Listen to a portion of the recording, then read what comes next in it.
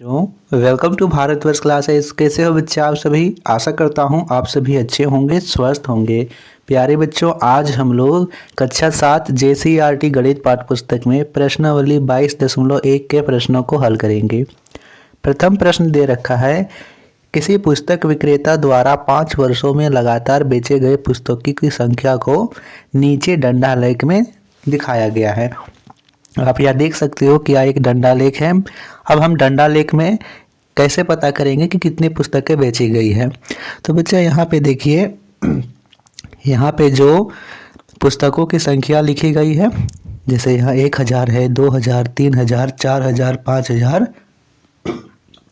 6000 है। ठीक है, यहाँ पे वर्ष लिखे गए हैं 2013, 2014, 2015, 2016।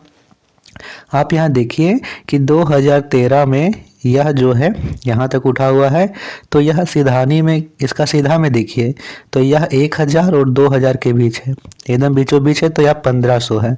यानी 2013 में 1500 किताबें बेची गई है। 2014 की बात करें तो यह सिधानी में है पूरा 3000 की, यानी 3000 पुस्तक 2014 में बेची गई है। 2015 में यहाँ देखें तो यह सिधानी में है 2000 के, तो 2000 पुस्तकें बेची गई है। और 2016 में 5000, क्योंकि इसका सीधा में हम यहाँ से देखें तो यह 5000 के सीधा में है। सबसे ऊपर वाले से देखना है। ठीक है, प्रश्न इससे पूछा गया है कि उपर्युक्त दंडालेख के आधार पर निम्नलिखित प्रश्नों के उत्तर दीजिए। वर्ष 2014 में कुल कितनी पुस्तकें बेची गई? तो 2014 में यहाँ पे 3000 की सिधानी में है, तो पहले का उत्तर होगा 3000। वर्ष के अनुसार बेची गई पुस्तकों की सारणी बनाइए। तो आपको ऐसे सारणी बना लेनी है। यहाँ लिखना है बच्चों, आपको पहले यहाँ लिखना है वर्ष और नीचे लिखना है बेची गई पुस्तकों की संख्या। वर्ष में लिखिएगा 2013, 2014, 2015, 2016। ठीक है, 2013 में 1500 बेची गई, 2014 में 3000, 2015 में 2000 और 2016 में 5000 पुस्तकें बेची गई। प्रश्न संख्या 2 दिया गया है, एक फैक्ट्री द्वारा निर्मित साइकिलों की संख्या निम्नलिखित है। यहाँ पे वर्ष लिखे गए हैं और नीचे साइकिलों की संख्या लिखी गई है कि 2012 में 650, 2013 में 700, 2014 में 800, 2015 में 750, 2016 में 600 है। इन आंकड़ों के लिए दंड आलेख बनाइए। तो दंड आलेख में हमें 2 लाइन खींचना है, क्षैतिज और ऊर्ध्वाधर। हम नीचे लिख लेते हैं वर्ष और इधर लिख लेंगे साइकिलों की संख्या। ठीक है, यहाँ साइकिलों की संख्या लिख लिया हमने, नीचे लिखा वर्ष। यहाँ पे अधिकतम संख्या कौन सी है? साइकिलों की संख्या 800 है, तो हम 100 का अंतर ले लेते हैं। यहाँ पे 100, यहाँ पे बच्चा, यहाँ पे आपको स्केल से समान अंतर में यह बिंदु खींच लेना है। उसके बाद आपको यहाँ पे संख्या लिखनी है 100, 200, 300, 400, 500, 600, 700, 800। ठीक है, यहाँ पे समान दूरी पे लिखे। यहाँ वर्ष लिख लेंगे 2012, 2013, 2014, 2015, 2016। 2012 में 650 साइकिल बेची गई है, यानी 600 और 700 के बीच यहाँ होगा, तो हम यहाँ पे एक बना लेंगे दंडालेख। यह है 600 और 700 के बीच 650। ठीक है, 2013 में कितना बेचा गया है? 700, तो इसको हम 700 तक खींच लेंगे। यह 700 का दंडालेख है। 2014 में 800, तो 800 का सिधानी में यहाँ तक, यहाँ एक बिंदी देंगे और यहाँ एक बिंदी और यहाँ से नीचे मिला देंगे। 2014 में 800 हो गया। ठीक है, 2015 में कितना खींचा गया है? 2015 में निर्मित हुआ है 750, तो 750 यानी 700 और 800 के बीच होगा। तो यहाँ पे पहले स्केल रखेंगे और यहाँ से यहाँ बिंदी देंगे और इसको ऐसे मिलाएंगे, तो यह होगा 750। 2016 में यहाँ पे 600 है, तो 600 यहाँ है, इसका सिधानी में यहाँ आएगा। इसको हम समान दूरी में दंडालेख बना लेंगे। तो इस प्रकार से आपको दंडालेख बना के उसमें रंग भर देना है। या तो आप उसे रंग भर दीजिए या पेंसिल से ही रंग दीजिए। प्रश्न संख्या 3 यहाँ पे दिया गया है बच्चों।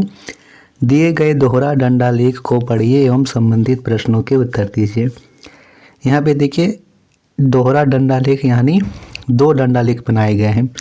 जो लाल वाला दंडालेख है वो शहर 1 को दिखाता है और जो हरा वाला दंडालेख है वो शहर 2 को दर्शाता है। ठीक है, जैसे आप यहाँ देख सकते हो कि जो लाल वाला है वो शहर 1। आम की बात करें तो शहर 1 में यहाँ 90 आम है, शहर 2 में 80। अमरूद की बात करें तो शहर 1 में 45, शहर 2 में 35। केला की बात करें तो 65 शहर 1 में है, 75 शहर 2 में। सेब की बात करें तो शहर 1 में 100, शहर 2 में 90। और संतरे की बात करें तो शहर 1 में 50 और शहर 2 में 55 है। इससे संबंधित प्रश्न है कि सेब की कीमत में दोनों शहरों में प्रति किलोग्राम कितना का अंतर है। तो सेब शहर 1 में यहाँ पे 100 है, शहर 2 में 90 है। तो हम क्या करेंगे, 90 में से 100 में से 90 घटा लेंगे, कितना बचेगा 10। तो 10 रुपये का अंतर होगा। शहर 1 एवं शहर 2 के अमरूद के दामों का अनुपात कितना है। तो अमरूद में यहाँ पे 45 और 35 है, तो 45 अनुपात 35 आएगा।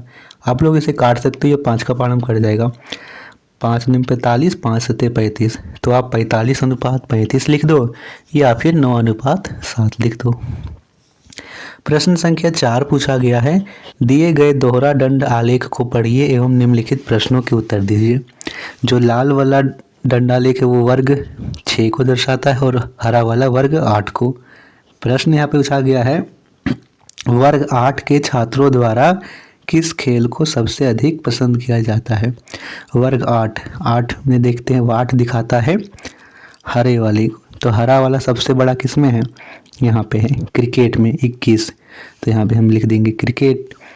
वर्ग 7 के कितने विद्यार्थियों द्वारा टेनिस खेल को पसंद किया जाता है। वर्ग 7 लाल है और टेनिस में पूछ रहा है, तो टेनिस कितना यहाँ पे 10 है, तो क्या लिख देंगे 10 लिख देंगे। वर्ग 7 में कुल कितने विद्यार्थी हैं, जोड़िए यहाँ पे जितना भी यहाँ पे लिख रखा है वर्ग 7 में, यानी लाल दंडालेख की जो संख्या है उसको जोड़िए। 7 16 18 10 14 जोड़िए, जोड़ने पर कितना होगा 65 होगा। प्रश्न संख्या 4 पूछा गया है, किस खेल को पसंद करने वाले बच्चों की संख्या वर्ग 8 से वर्ग 7 की कम है। यानी वर्ग 8 के बच्चे किस खेल को वर्ग 7 के बच्चों से अधिक पसंद करते हैं। तो आप देखिए यहाँ पे हरी पट्टी किसमें अधिक है, तो यहाँ तो कम है, इसमें भी कम है, यहाँ पे अधिक है, यानी क्रिकेट को अधिक पसंद करते हैं, क्रिकेट लिख देंगे। वर्ग 7 के खिलाड़ी वर्ग 8 के खिलाड़ियों की अपेक्षा किस किस खेल को अधिक पसंद करते हैं, यानी किस किस में लाल पट्टी हरी पट्टी से अधिक है। हॉकी, फुटबॉल, टेनिस और बैडमिंटन में लिखेंगे हॉकी, फुटबॉल, टेनिस, बैडमिंटन। वर्ग 7 के बैडमिंटन एवं वर्ग 8 के टेबल टेनिस पसंद करने वाले खिलाड़ियों का अनुपात बताइए। वर्ग 7 के बैडमिंटन, तो वर्ग 7 के बैडमिंटन कितने हैं 14, और वर्ग 8 के टेबल टेनिस, वर्ग 8 के टेबल टेनिस कितने हैं ये 7। तो इसका हमें अनुपात बताना है, तो या तो अनुपात होगा 14 अनुपात 7, या फिर ये कट जाएगा 7 एकम 7 7 14, या 2 अनुपात 1। तो आप इसमें लिख सकते हो 2 अनुपात 1 या 14 अनुपात 7। प्रश्न संख्या 5वां दिया गया है, शहरी एवं ग्रामीण क्षेत्रों के लोगों द्वारा औसतन विभिन्न भोज्य पदार्थों से लिए गए कैलोरी को निम्नलिखित तालिका में दर्शाया गया है। इन आंकड़ों के लिए उपयुक्त इकाई लेकर इनके तुलनात्मक अध्ययन हेतु दोहरा दंडालेख बनाइए। दोहरा दंडालेख बनाना है बच्चा, तो चलिए बनाते हैं। सबसे पहले हम क्षैतिज और ऊर्ध्वाधर रेखा खींच लेते हैं। यहाँ पे ग्रामीण क्षेत्र और शहरी क्षेत्र है, तो इसी प्रकार आपको बनाना होगा। इस प्रकार यहाँ दे रखा है, हम 2 रंगों से इसे दर्शा लेंगे हैं। ठीक है, हम यहाँ पे इसे 2 रंगों से दर्शा लेंगे। नीचे हम लिखेंगे यहाँ पे भोज्य पदार्थों के नाम और इधर हम लिखेंगे कैलोरी। तो अधिकतम यहाँ पे कितना है, अधिकतम यहाँ पे क्या है 70। ठीक है, तो इधर लिख लीजिएगा बच्चों आप विभिन्न भोज्य पदार्थों से लिए गए कैलोरी। फिर इधर हम संख्या लिख लेते हैं दाल, हरी सब्जियां, दूध, तेल एवं वसा, चीनी। इधर संख्या लिख लेंगे समान दूरी पर 0, 10, 20, 30, 40, 50, 60, 70। यहाँ पे हम 70 तक इसे लिख लेंगे। हम यहाँ पे ग्रामीण क्षेत्र को दर्शाने वाले हैं लाल रंग से और हम शहरी क्षेत्र को दर्शाएंगे हरे रंग से। ठीक, चलिए अब शुरू करते हैं। इस प्रकार से आपको बना लेना है, ये आपको चिन्ह लगा देना है। अब सबसे पहले है दाल, तो दाल ग्रामीण क्षेत्र के लोग 35 कैलोरी यहाँ पे है और शहरी क्षेत्रों के लिए 50 कैलोरी। तो हम ग्रामीण क्षेत्रों यानी लाल को हम 35 तक खींचेंगे यहाँ तक और इसी के बगल में हम सटा के खींचेंगे शहरी क्षेत्र में 50। तो ये हमने खींच लिया 35 तक ग्रामीण क्षेत्र को लाल रंग से और इसी के सटा के हम खींचेंगे यहाँ पे शहरी क्षेत्र के लिए 50। तो हरे रंग को हमने 50 तक खींच लिया। इसी प्रकार से हमें दोहरा डंडालेख बनाते जाना है बच्चा। हरी सब्जियां, तो हरी सब्जियां यहाँ पे ग्रामीण क्षेत्र 35, ग्रामीण क्षेत्र 15 है और शहरी क्षेत्र 20 है, 15 और 20। तो लाल रंग को 15 तक लेंगे और हरे रंग को 20 तक इसी के बगल में। तो ये 15 हुआ और ये 20। ग्रामीण क्षेत्र में 15 और हर शहरी क्षेत्र में 20 हरी सब्जियां। दूध की बात करें तो 70, 50 है। तो दूध को यहाँ पे लाल रंग से हमें ले जाना है 70 तक, उसके बाद शहरी क्षेत्र में 50 है तो हरे रंग को 50 तक यहाँ खींच लेना है। ऐसे करके ये 50 तक यहाँ पे आ गया। तेल एवं वसा, तेल एवं वसा 10 ग्रामीण क्षेत्र में है और शहरी क्षेत्र में 35 है। तो हरे रंग को 10 तक लेंगे, नहीं लाल रंग को लेंगे 10 तक क्योंकि ग्रामीण दर्शा रहा है लाल रंग को, और हरा रंग को लेंगे यहाँ पे हम 35 तक। तो यहाँ पे ये शहरी क्षेत्र में 35 दिखा रहा है, ये दिखा रहा है 10 और ये 35। चीनी की बात करें तो 20 और 30 है। तो लाल रंग को लेंगे 20 तक और हरे रंग को लेंगे 30 तक। तो ये 20 और 30 को दर्शा रहा है। तो इसी प्रकार से आपको दोहरा डंडालेख बना लेना है बच्चा। चलिए अब हम प्रश्न संख्या 6 को करते हैं। किसी सप्ताह के 3 दिनों में एक पुस्तकालय के पाठकों का निम्न आंकड़े एकत्रित किए गए हैं। दिन, समाचार पत्र पाठकों की संख्या, पत्रिका पाठकों की संख्या। सोमवार को समाचार पत्र पढ़ने वाले 400 हैं, मंगलवार को 600, बुधवार को 350। पत्रिका पढ़ने वाले 150 हैं सोमवार को, मंगलवार को 100 और बुधवार को 200 हैं। प्रश्न पहला है कि उचित माप लेकर एक दोहरा डंडालेख बनाइए। तो चलिए पहले हम डंडालेख बना लेते हैं, फिर से हमें उसी प्रकार से एक्स एक्सिस और वाई एक्सिस खींच लेना है। यहाँ लिखेंगे पाठकों की संख्या और यहाँ दिन लिख लेते हैं। सोमवार, मंगलवार, बुध है तो सोमवार, मंगल, बुध लिख लेंगे। यहाँ पे 400, 600, 350 यानी हम 100 का अंतर ले लेते हैं। 100, 200, 300, 400, 500, 600। ठीक है। सोमवार को सबसे पहले हम यहाँ रंग ले लेते हैं। ठीक है, समाचार पत्र पाठक और यहाँ पे पत्रिका पाठक। सोमवार, तो सोमवार को समाचार पत्र पाठक 400 हैं और पत्रिका पाठक 150 हैं। तो यहाँ पे लाल रंग जाएगा 400 तक और हरा रंग जाएगा 150 तक। तो 150 यहीं पे होगा। ये दोहरा डंडालेख हुआ सोमवार को। हरा रंग यहाँ दर्शाता है पत्रिका पाठक को और लाल रंग दिखाता है समाचार पत्र पाठक को।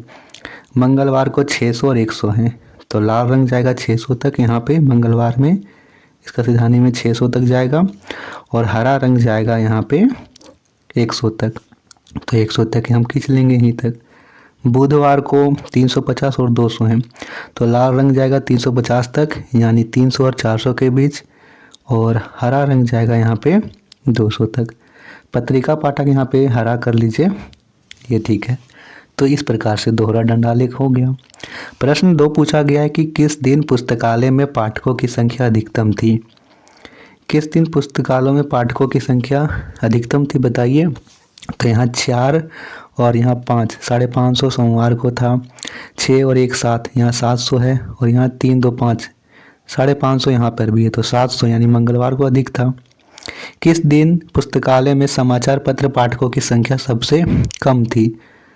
समाचार पत्र पाठक, तो समाचार पत्र पाठक सोमवार में 400 है, मंगलवार में 600 है, बुधवार में 350 है। सबसे कम किस में है? 400, 600, 350। सबसे कम 350 है, यानी बुधवार को आंसर होगा बुधवार। ठीक है। प्रश्न संख्या 7वां करते हैं। 7वां प्रश्न दिया गया है, निम्नलिखित आंकड़ों से दोहरा दंडालेख बनाइए एवं दिए गए प्रश्नों का उत्तर लिखिए। प्रतिदिन उपस्थिति राजकीयकृत मध्य विद्यालय दिनांक 16/12/2016। वर्ग 6 कुल विद्यार्थियों की संख्या, उपस्थित विद्यार्थियों की संख्या। वर्ग 6 में 90 विद्यार्थी थे, उसमें से 81 आए हैं। वर्ग 7 में 82 विद्यार्थी थे, 76 आए हैं, उपस्थित हैं। वर्ग 8 में 95 विद्यार्थी थे, 91 उपस्थित हैं। तो प्रश्न पहला है, पहले हम दंडालेख बना लेते हैं। वर्ग 6, 7 एवं 8 में उपस्थिति दर्शाना है कि कुल विद्यार्थी इतने थे और इतने आए हैं। तो देखिए हम फिर से यहाँ पे y एक्सिस और x एक्सिस किस लेंगे, संख्या लिख लेंगे। यहाँ पे 90 तक गया है, 91 तक हम 10-10 का अंतर लेते हैं। 10, 20, 30, 40, 50, 60, 70, 80, 90, 100। इधर हम लिख लेंगे यहाँ पे कुल विद्यार्थियों की संख्या और उपस्थित विद्यार्थियों की संख्या। तो वर्ग 6, वर्ग 7 एवं वर्ग 8 लिख लेंगे। सबसे पहले हम लाल रंग से दिखाएंगे कुल विद्यार्थियों की संख्या, हरे रंग से दिखाएंगे उपस्थित विद्यार्थियों की संख्या। वर्ग 6, वर्ग 7, वर्ग 8। ठीक है। वर्ग 6 में कुल विद्यार्थी थे 90, 81 उपस्थित थे। तो हम लाल रंग को दिखाएंगे यहाँ पे 90 तक। ठीक है। और हरे रंग को दिखाएंगे यहाँ पे हम 81 तक, 90 और 81। ठीक है। वर्ग 6 में 90 विद्यार्थी कुल हैं और 81 उपस्थित हैं 16 तारीख को। वर्ग 7 में 82 हैं, 76 उपस्थित हैं। तो हम लाल रंग को दिखाएंगे यहाँ पे 82 और इसे दिखाएंगे 76। तो ये 82 और यह 76 तक हो गया। वर्ग 8 में बात करें तो 95 कुल विद्यार्थी हैं, 91 उपस्थित हैं। तो लाल को दिखाएंगे 95 तक और इसके दिखाएंगे 91 तक। ये हमने दोहरा दंडालेख बना लिया। प्रश्न पहला पूछा गया है कि किस वर्ग में अधिक विद्यार्थी हैं। तो बताइए किस में अधिक विद्यार्थी हैं। यहाँ से बात करें तो इसमें वर्ग 6 में 90 हैं, वर्ग 8 में 82 हैं, वर्ग 6 में 90 हैं, वर्ग 7 में 82 हैं, वर्ग 8 में 95 हैं। तो सबसे ज़्यादा 95 यानी वर्ग 8 में, तो 8 होगा। कुल विद्यार्थी एवं कुल उपस्थिति का अंतर किस वर्ग में न्यूनतम है, यानी किस क्लास में सबसे कम उपस्थिति है। तो देखिए यहाँ पे 90 है, 81 यानी 9 कम है। इसमें 76, 77, 78, 80, 81, 82, इसमें 6 कम है। इसमें तो 92, 93, 94, 55 4 कम है। तो सबसे कम अंतर इसी में है, वर्ग 8 में। तो वर्ग 8 होगा।